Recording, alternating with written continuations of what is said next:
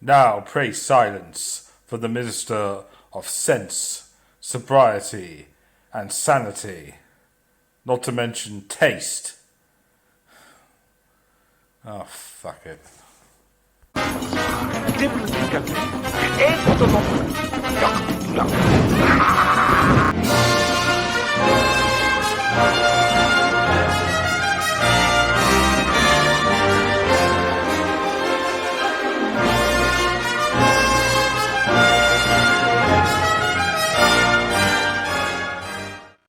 Oh, hello. Thank you once again for joining me in my carsy. Tonight I'm going to do a freeform discussion of Star Trek the Motion Picture, or as it was originally called, why nobody wants to fucking employ Captain Kirk anymore, the motion picture. We will do a dissection of that. Now, before the cowardly piece of shit cunt who shut down my channel, my previous channel, I had an excellent critique of the career of said James T. Kirk, which I will cover over the next couple of film reviews, and I will postulate that he wasn't very fucking good. And I don't think that William Shatner realised this. But the films don't paint him in a very good light at all. So, Star Trek the Motion Picture. We start off with a wonderful soundtrack from Jerry Goldsmith. If I was stuck on a desert island and had to choose between the Star Wars theme and the Star Trek theme, I'd pick Jerry Goldsmith's Star Trek theme because it's better. It's just brilliant, sublime. So, film opens, and we then get treated to a fucking cloud. Now, what's in this cloud, nobody knows. You know, 3 Klingon ships are going to find out.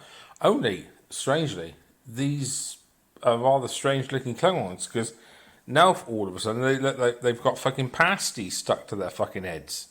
Don't remember Klingons having fucking pasties stuck to their heads in the original series. So, Klingons being fucking Klingons, they decide to attack the fucking thing. Of course they do. Jesus Christ, these bastards will attack anything. That's the only problem. They're so fucking stupid. How the hell did they fucking manage to create fucking starships when they spend their off time banging their heads together? Idiots. Fucking Klingons. What you find around the fucking toilet bowl. So 3 Klingon starships get destroyed by this cloud. Okay. And Earth becomes aware of this. But before this, we cut to a shot of Vulcan and this long-haired hippie-looking cunt. Oh wait, it's Spock. I've got to tell you this. I'm going to tell you this now. Bit of inside information. In the original script, the reason that Spock has gone back to Vulcan is because he's had a fucking nervous breakdown. And for some reason, this didn't entice Leonard Nimoy back. It's funny that, playing a fucking Vulcan. Glad they changed that. But as other information, because I like Gene Roddenberry, but he was a bit of a weird fucking guy. If you haven't read the book, the book only really differs from the film in the beginning, where Kirk is on Earth. I think he's in Egypt, and it goes on about it lays out in the book about the fact that most of humanity now belong to what's called the new human movement, are all into fucking transcendental meditation, and they don't want to leave the earth. And basically Kirk and people like him are kind of looked on as almost like relics, because they go out into space and explore and all this kind of thing. It's bollocks. Gene Roddenberry was a fucking idiot, right? Okay? He tried, and before this, he worked on this film. He did three pilots, mind, of the similar kind of thing. One was called Earth 2. No, it wasn't. Genesis 2. Another one was called Planet Earth, and he did a third one, but I can't remember. Funnily enough, starring not John Thomas, Sador, John Saxon from Battle Beyond the Search for John Thomas. Yeah, and the ideas in that were very similar to what made it into this book. And the fucking guy, he was like a fucking scratch record, right? He all had to insert this hippy dippy shit of love, come by ya, my lord, come by ya. I'll come over you in a minute, you cunt. No, it was bollocks, and it was all hippy dippy shit, which I've got nothing wrong with hippy dippy shit, but it made it into the book. Fortunately, it didn't make it onto the screen. So anyway, Spock is on Vulcan, and he's undergoing the Kolinar ritual, which is to purge himself of all remaining emotions. Sounds like a laugh a minute. Now, for some inexplicable reason, in the original cut, although it was fixed in the director's cut, there's these fucking great moons in the sky. Vulcan doesn't have any fucking moons. Anyway, that's beside the point. So he goes and sees the priestess, and the priestess says, look, you're in contact with this alien cloud. You haven't achieved Kolinar. You've wasted your fucking time. Bit like people who write fucking books for years that nobody's going to fucking read. That kind of thing. That serious waste of fucking time. So Spock is like, well, what the fuck do I do now? Cut to Earth. And this tram, well, it looks shit in the original film. This tram arrives. It's James Kirk. Oh, here we go. James Kirk. He comes out of this thing. He's an admiral now. And he meets up with another Vulcan guy called Sonak. And he says that, they want to investigate this cloud. But he has quite a bit of experience. And this is where the subtle signs start to creep through that actually they don't fucking want Kirk anywhere near a fucking starship. And it's not on the screen, and I can understand why. It's highly suggested that, how shall I put this delicately? Oh yes, Kirk sucks off his, I assume, Oriental superior for no more than 3 minutes. Oh, he's bloody quick, isn't he? Just to please, probably accompanied by like a minute and a half of, please give me back the ship, please give me back the ship. Why is he a fucking admiral? I thought he was the best fucking thing since sliced bread. Oh, no. Now, again, bit of an aside, in the books, they come up, I can't remember what the fuck it's called offhand. I can't remember. But in one of the books, it's suggested that the reason that there was a bit of contention was because Kirk fucked up and it destroyed a planet. And the long and short of it wasn't his fault, of course, and he gets cleared of it, but there's this idea that shit sticks, And the Lost Years book, that's a good book, kind of suggests as well that he was kind of like shoehorned and tricked into taking this kind of desk assignment. And, oh, no, you'll get the ship back later on. Oh, yeah, you'll definitely get the ship back later on. And during the course of the Lost Years, Kirk has to makes decisions, which basically means that's taken off the table. Now, I put this to you. If Kirk is such a fucking hot shit, why does he have to fucking beg to get the Enterprise back? Could it be all this bollocks about it's the flagship and he's wonderful and he's big shit and all this? It's all a fucking smokescreen. I think Starfleet is pissed off with him for all the fucking women he fucked, all green-skinned Orion fucking slave girls, and every fucking time he broke the fucking Prime Directive. I don't think they want him anywhere near a fucking starship. So anyway, Kirk suckies, Admiral Nagura, and he gets command of the Enterprise. Fuck, great. Okay, so he goes up onto the ship, and the guy who's taken over, again, bit of an aside, during the TV series, there was a captain called Matthew Decker who went fucking batshit fucking crazy, all right? He was a fucking full-on nutcase, 1960s nutcase, like over the top, and all that shit, you know. Well, his son, supposedly the character, is Will Decker, and he's a young guy, and he's been given command of the Enterprise. Now, I should more inside information. The guy who played Will Decker, Stephen Collins, is a kiddie fiddler. So, so I mean, he wasn't kiddie fiddling on the film. Well, I hope he wasn't, but he's a kiddie fiddler. So that's why you don't see Stephen Collins anymore. Surprise, surprise. So he goes and speaks to Will Decker, and Will Decker's like, "You fucking what? I've been fucking overseeing this fucking refit of this fucking ship, and you're telling me you're taking the fucking shit from me? Yeah, I'm taking the shit from you. Fucking jog on." So he's not best pleased, and I can understand it. I can understand it. Anyway, the Enterprise is a complete. I should set right. Backtracking a bit, right? Okay. They spend it feels. I mean, it's actually quite a good scene, but Kirk beams up, and they can't beam to the Enterprise because the transporters are down. So he meets this fucking guy who bears a resemblance to Scotty. Now, I got to be honest with you, right? For years, I didn't realise it was the same guy because he's got a fucking big beard. That's one moustache. That's one thing. And fucking James Doohan got fatter and fatter and fatter throughout the whole fucking film series. I mean, by Star Trek fucking 6, he couldn't even fucking touch the warp fucking drive, let alone fucking get anywhere fucking near it. He was a fucking obese cunt. So anyway, they get on this tour. I'm backtracking. They get on this thing, and there's a 20-minute fucking tour of the model of the Enterprise. Oh, it's fucking wonderful. Yeah, because the fucking transporters aren't working.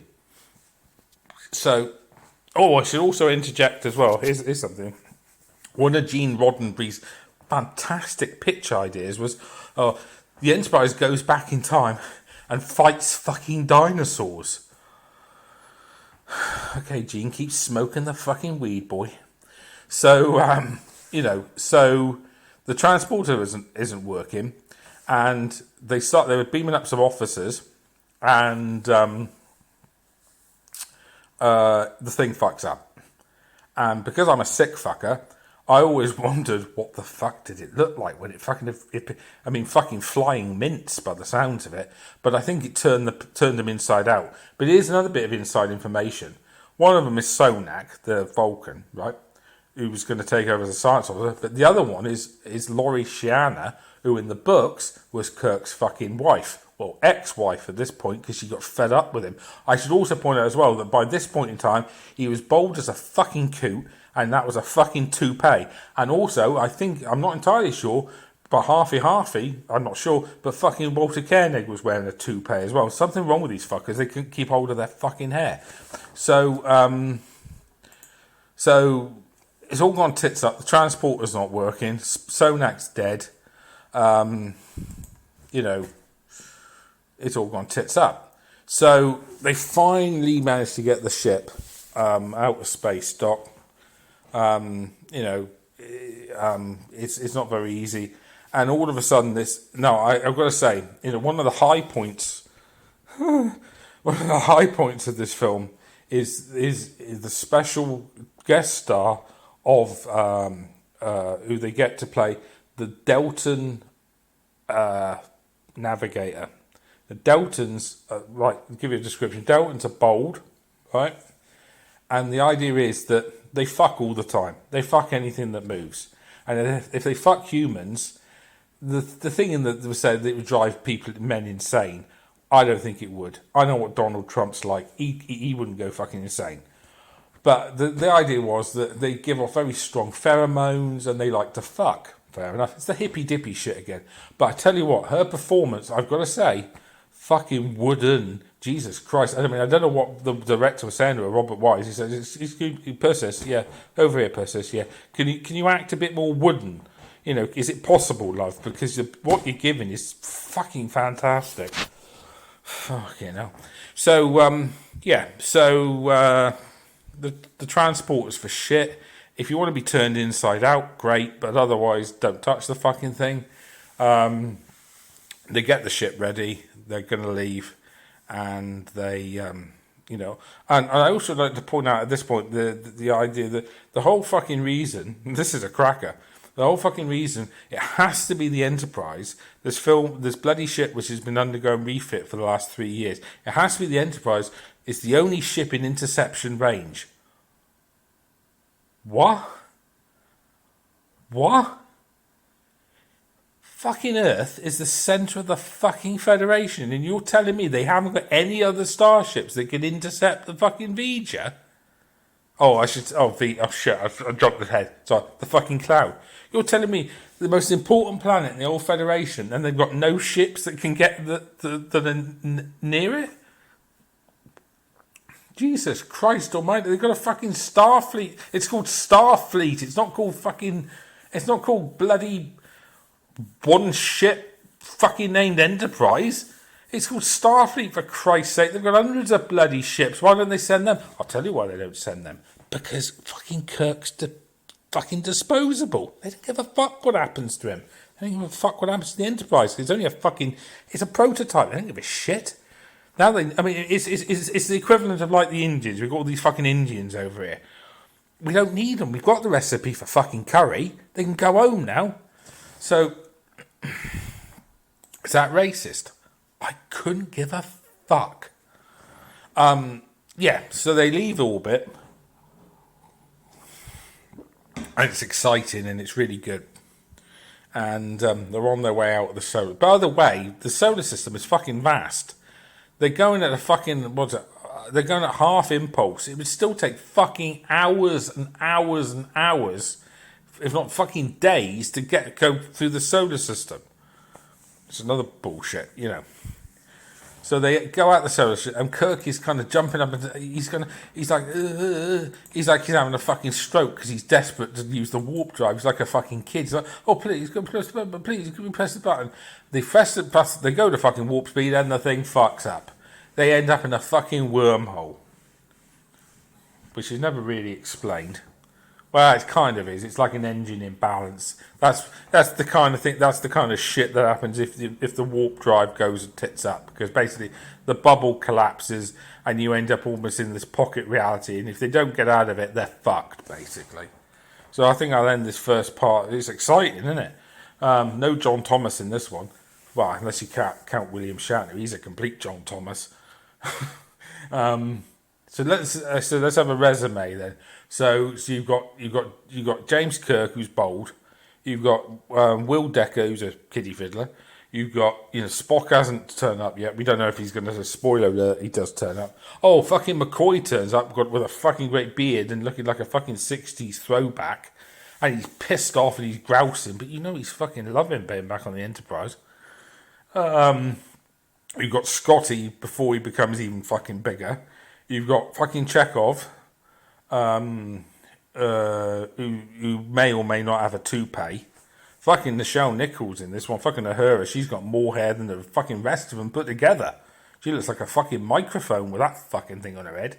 And then you've got Sulu, oh my.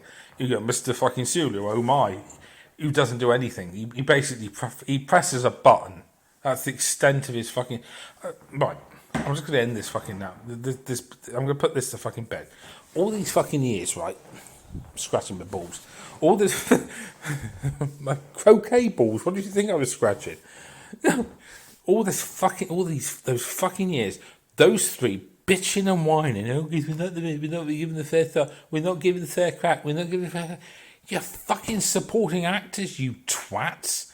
Jimmy Doohan, George Takei, Walter Koenig, Nichelle Nichols. Right, let me be clear. I'll tell you why you never had careers outside of Star Trek. You want to be clear? Because you can't fucking act. That's why. Okay? And you're bitching and whining because you don't get bigger parts in the films. Newsflash, arseholes. You're fucking supporting actors. And I use the term actor fucking loosely. Alright? If this was any other kind of show, if it was a cop show or a fucking comedy show or any other genre of show, if it wasn't for the fact that you were a member of a quote-unquote crew, they would have fucking dropped your asses. We would have had completely new fucking people. Oh, well, we've got to have the crew. We must have the crew. And then they bitch and whine for the next 15 years, 13 years that they don't get more time on the films. Jesus Christ, these bastards were lucky that they were fucking ass back. They can't fucking act their way out of a fucking paper bag. Useless. Fucking useless.